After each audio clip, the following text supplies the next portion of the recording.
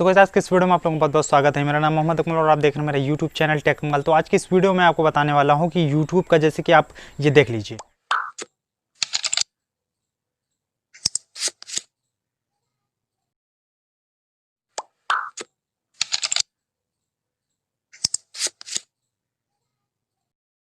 तो देखा दोस्तों, अगर आपको भी यूट्यूब की तरह इस तरह का सर्चेबल जो है तो अपना इंट्रो बनाना है तो किस तरह से आप बना सकते हैं, वो भी काइन मास्टर की मदद से।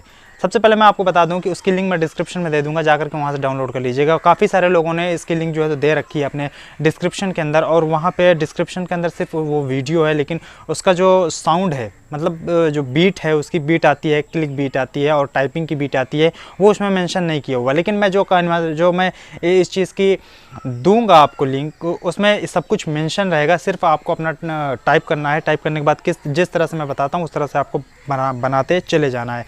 तो चलिए देख लेते हैं ये वीडियो को आपको किस तरह से बनाना है। तो चलिए शुरू करते हैं।